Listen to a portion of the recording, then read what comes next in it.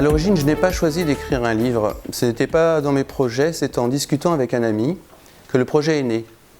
Il m'a invité à raconter mon histoire pour proposer mon témoignage.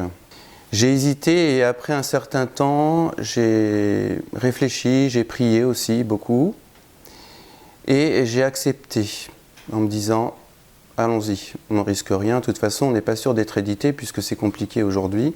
Nous nous sommes lancés dans cette aventure. Alors je parle de Pierre-André Bizien, en fait c'est le co-auteur avec qui j'ai écrit le livre. On a beaucoup travaillé d'arrache-pied. Je suis heureux que les choses se soient passées ainsi parce que c'est vraiment la Providence qui a agi. Alors pourquoi j'ai dit oui? Parce qu'aujourd'hui je constate que dans l'Église, de nombreuses voix s'élèvent pour inviter à une réforme de la doctrine. Les gens veulent vivre leur vie comme ils l'entendent tout en ayant la foi, en allant à l'Église. D'autres dénoncent l'hypocrisie de certains membres de l'Église parce qu'ils ne vivent pas ce qu'ils disent. Je répondrai à cela qu'on est tous hypocrites finalement puisqu'on est tous pécheurs. Nous disons, nous faisons et parfois on tombe.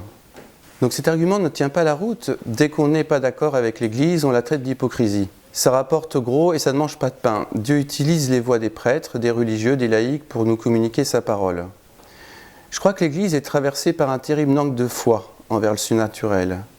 On finit par oublier le pouvoir de Dieu et tout expliquer par les actes des hommes. Me concernant, je n'invente rien. J'aime me comparer à un perroquet, un psittacidé, qui essaie de répéter la parole de Dieu et ce que l'Église nous enseigne. Je n'invente rien, ni panacée, ni nouveau chemin tendance à vocation fun. J'ai remarqué par exemple et par expérience que plus on s'approche de nouvelles idéologies, qu'on flirte avec elles, qu'on ne prie plus ou presque plus on finit par tout relativiser. On estime alors par orgueil la doctrine n'est pas à jour, qu'il faut réformer l'aune, à l'aune de nos convenances du moment et de l'époque. Imaginez si les chrétiens de chaque époque avaient fait ainsi, que resterait-il du christianisme? Le mot amour est galvaudé, il prend une connotation New Age et ne prend pas sa source dans la vérité qui est le Christ. D'autres deviennent des exégèses en herbe et transforment toute la parole de Dieu. L'Esprit Saint serait-il trompé pendant 2000 ans? D'autres estiment que l'Église a enfermé Jésus, qu'il est cloisonné en son sein. Ils veulent une Église inclusive et œcuménique. Ils préfèrent la réformer plutôt que se réformer eux-mêmes.